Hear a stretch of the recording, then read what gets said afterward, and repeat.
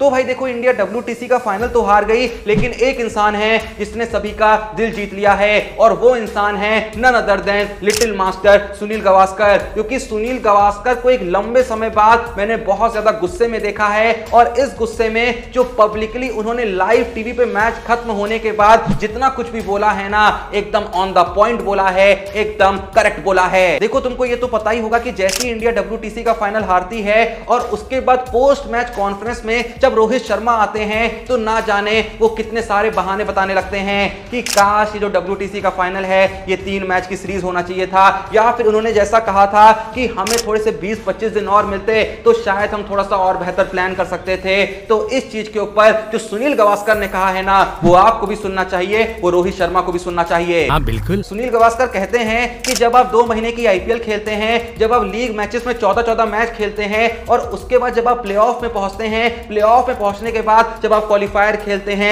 Eliminator खेलते हैं, और उसके बाद जब आप फाइनल में पहुंचते हैं, तब तो कभी आप नहीं कहते कि 3 मैच की सीरीज होनी चाहिए थी। भैया 2 महीने से खेल रहे हैं, 15-16 मैचेस खेल के आए हैं, तो फाइनल सिर्फ 1 मैच से डिसाइड क्यों हो रहा है? सुनील गावस्कर कहते हैं कि जब आप एक कप्तान होने के नाते, वो भी एक नेशनल टीम के कप्तान होने के नाते ऐसी बातें करते हैं तो आप अपना मजाक तो बनाते ही हैं, बल्कि अपने देश का ही मजाक बनाते हैं। वाह, मजा आ गया।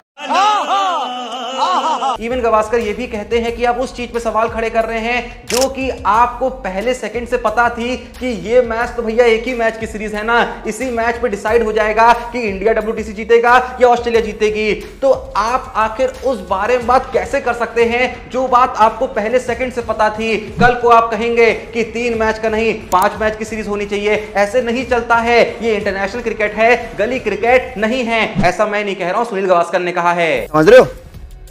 समझ रहे हो आप?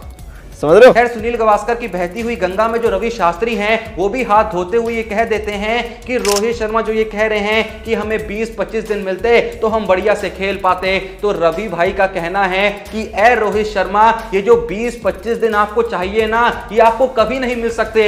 आज के टाइम पे जितना बिजी स्केड्यूल होता है, आपको 25 दिन तो मिल ही नहीं सकते हैं। तो जो बातें आप कर रहे हैं थोड़ी सी तो रियलिस्टिक करिए, और अगर आपको इतने ही दिन चाहिए तैयारी के लिए, आपको अगर इतना ही ब्रेक चाहिए प्रिपरेशन के लिए, तो IPL मत खेलिए। ये फिर से मैं नहीं कह रहा हूं, रवि शास्त्री कह रहे हैं, वरना तुम मुझको गाली देने लगते हो। सही बात है। खैर, गाली से याद आया, जो WTC के फाइनल में थर्ड अंपायर थे ना, जिसको लेके बहुत सारी कंट्रोवर्सी हुई थी, जिन्होंने गिल को आउट दे दिया था, जो असल में कैच था नहीं, लेकिन थर्ड अंपायर को अलग ही नशा फूकते हुए वो कैच दिख रहा था, जिसकी वजह से लोग का कहना था कि इंडिया के खिलाफ ये जो रिजल्ट आया है ये शायद नहीं आता। लेकिन देखो, रिजल्ट जो मुझे लगता है वो तो आ ही जाता, क्योंकि 209 रन से हारी हैं, कोई 50-60-70 रन से तो हारी नहीं है। 209 रन पता नहीं गिल मारते नहीं मारते, 99% केस में नहीं मारते। लेकिन फिर भी जो ये कंट्रोवर्सी हुई थी, जिसको लेके शुभमन गिल ने अलग अलग सोशल मीडिया अकाउंट पे ट्वीट्स डाल दिए थे, पोस्ट डाल दी थी, स्टोरी डाल दी थी, तो इसी के चलते उन पे 15% का फाइन लगा है, और पूरी इंडियन टीम पे 100% का फाइन लगा है स्लो ओवर रेट के लिए। हालांकि ऑस्ट्रेलिया भी लगा है 80% का फाइन, और इंडियन टीम मतलब यहां आके कुछ भी नहीं पाई, ना ही भैया ट्रॉफी पाई और ना ही उनको फीस मिलने वाली है। वैसे ही अच्छी बात है, क्योंकि ऐसा खेला भी नहीं है कि उनको फीस मिले। बात तो सही है। लेकिन जैसा कि आप जानते ही हैं कि जब से शुभमन गिल इंडियन टीम में आए हैं, वो एक के बाद एक रिकॉर्ड तोड़े जा रहे हैं। तो शुभमन गिल को लगा कि ये जो फाइन वाला मसला है ना, यहां भी मुझको भैया सबसे आगे रहना है, इसलिए बाकी प्लेयरों पे तो 100% फाइन लगा स्लो ओवर रेट के चलते, लेकिन शुभमन गिल पे 100% तो लगा ही लगा, बल्कि 15% जो ट्वीट और पोस्ट कर दी थी अंपायर के खिलाफ, उसका लग गया। यानी कि टोटल 115% फाइन, मतलब 15% उनको जेब से सामने से देना पड़ेगा पैसा। भारी मिस्टेक हो गया सर, एकदम ब्लंडर हो गया। खैर, इस सबसे आगे बढ़े तो जैसा कि आपको पता ही होगा कि क्रिकेट के बाजार में पिछले 1-2 दिन से नई नई गर्मा गर्म कंट्रोवर्सी शुरू हुई है, जो कि है गौतम गंभीर को लेके। क्योंकि गौतम गंभीर एक लंबे समय के बाद, खासकर IPL के बाद भैया पब्लिक अपीयरेंस दिए हैं, जहां पे उन्होंने बड़ी बड़ी बातें कही हैं, जिससे बहुत लोग हैं जो एग्री कर रहे हैं, और जाहिर सी बात है बहुत लोग हैं जो डिसएग्री कर रहे हैं। जहां गौतम गंभीर ने अपनी IPL की कंट्रोवर्सी के बारे में बात करी, जो कि विराट कोहली और उनके बीच हुई थी, जहां उनका सिंपल सा यही कहना था कि हमारा जो भी भैया तू मैं वहां पे हुआ था वो मैदान के बीचों बीच था। एक बार मैच खत्म हो गया, हमें घंटा फर्क नहीं पड़ता कि हमारे बीच क्या चल रहा था, लेकिन असल में कहीं ना कहीं ये सब जानते हैं कि मैच खत्म होने के बाद भी जो गुस्सा था वो दिमाग में भरा हुआ था। लेकिन गौतम गंभीर से असल में सवाल यहां पे देखो ये पूछना चाहिए था कि वो जो कंट्रोवर्सी थी, जो कि आप कह रहे हैं कि जो कंट्रोवर्सी होती है वो सिर्फ मैच के बीचों बीच चलती है, एक बार मैच खत्म हो गया तो सब लोग सब भूल जाते हैं। तो जब पहली बार आपने इस कंट्रोवर्सी को शुरू किया था जहां पे मैच खत्म हो चुका था, इवन आप जीत चुके थे, विराट कोहली कुछ रिएक्ट नहीं कर रहे थे, सब कुछ आपके फेवर में हो रहा था, लेकिन उसके बावजूद भी आप बेंगलोर की जनता को चुप रहने को क्यों कह रहे थे? अपनी ही देश की जनता के प्रति ऐसा बर्ताव क्यों कर रहे थे? ना ही ये उनसे सवाल पूछा गया और ना ही उन्होंने इस बारे में कोई क्लैरिफिकेशन दिया।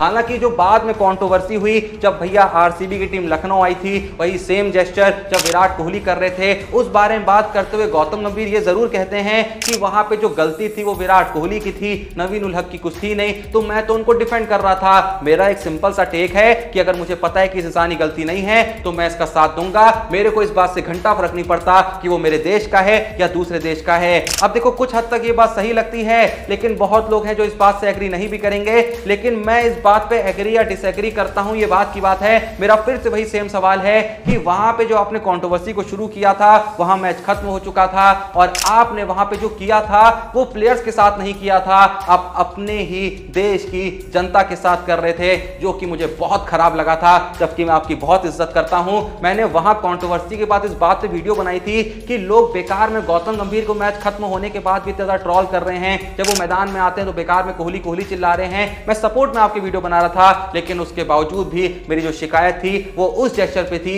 जो आपने कंट्रोवर्सी को स्टार्ट करते हुए करा था, लेकिन आपने उस बारे में कोई क्लैरिफिकेशन नहीं दिया। अगर आपने एक बार सॉरी बोल दिया होता या एक जस्टिफाइड क्लैरिफिकेशन भी दे दिया होता ना, तो मुझे कोई दिक्कत नहीं होती। तौबा तौबा तौबा, सारा मूड खराब कर दिया। खैर, इसी इंटरव्यू में गौतम गंभीर ने एक बहुत बड़ी बात भी करी कि हमारे देश में जो प्लेयर्स हैं उनको टीम से बड़ा माना जाता है, एक इंडिविजुअल प्लेयर को बहुत बड़ा बना दिया जाता है मार्केटिंग के थ्रू, पीआर के थ्रू, मीडिया के थ्रू, जिसकी वजह से हमें बार बार हार का सामना करना पड़ता है और इसी की वजह से हम बार बार ये टर्म यूज करते रह जाते हैं कि ये प्लेयर जो था वो बहुत ही अंडररेटेड था। तो देखो भाई, जो अंडररेटेड टर्म होता है ना, वो सिर्फ इसलिए नहीं होता है कि उसकी मार्केटिंग नहीं हुई, वो इसलिए भी होता है कि कई बार वो ऐसे वक्त में इंडियन टीम में आया जहां उससे बेहतर लोग या उसके बराबर के लोग ऑलरेडी खेल रहे थे। काश वो ऐसे वक्त पे आता जहां उसकी कीमत ज्यादा होती तो शायद वो और बड़ा प्लेयर बन पाता। ऐसे लोगों को भी अंडररेटेड कहा जाता है। लेकिन गौतम गंभीर ने सबसे बड़ा मुद्दा जो यहां पे छेड़ा, जहां उन्होंने बात करी 2007 के T20 वर्ल्ड कप की,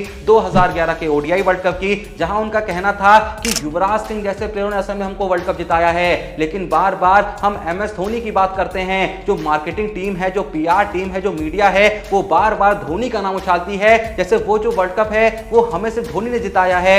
जाहिर सी बात है गंभीर भाई, सिर्फ धोनी ने वो वर्ल्ड कप नहीं जिताया है, लेकिन ये भी सच है जो कि आपने नहीं कहा कि ऐसा है कि धोनी ने भी वो वर्ल्ड कप जिताया है, पर इस बारे में बात आप नहीं करते हैं। धोनी की कप्तानी ने भी एक बहुत बड़ा कंट्रीब्यूशन दिया है वो वर्ल्ड कप जिताने में, जिसके बारे में आप बात नहीं करते हैं। ये बड़ी अच्छी बात कही है। और देखो, मैं बहुत ही सिंपल सी बात कहना चाहूंगा कि अगर इस बात से कोई फर्क पड़ता ही नहीं है कि कौन कैप्टन है, तो किसी को ही बना दो। इतनी माथा पच्ची, इतना दिमाग क्यों भिड़ाया जाता है कि भाई इसको कप्तान बनाया जाए? किसी को भी उठा के कप्तान बना दो ना। जब जीतना सिर्फ अच्छी टीम से है तो कप्तान कैसा भी हो, क्या फर्क पड़ता है? और देखो, हमें इस बात में कोई शक नहीं है कि वो जो 2 वर्ल्ड कप हमने जीते उसमें एक बहुत बड़ा कंट्रीब्यूशन युवराज सिंह का था, 100% था। लेकिन क्या सिर्फ युवराज सिंह का था? और देखो, सबसे इंपॉर्टेंट बात यहां पे ये भी है कि आप बार बार कहने की युवराज सिंह की उतनी बात नहीं होती, तो देखो होती है। आप लोग शायद उन लोग के सर्कल में हैं जहां बातें नहीं हो रही हैं, तो वो मेरी गलती नहीं है या किसी और ही गलती नहीं है, वो उन लोग की गलती है कि वो ऐसे सर्कल में हैं जो सिर्फ धोनी धोनी कर रहे हैं। वरना किसी भी आप सच्चे क्रिकेट फैन की बात करेंगे तो वो सचिन की बात करेगा,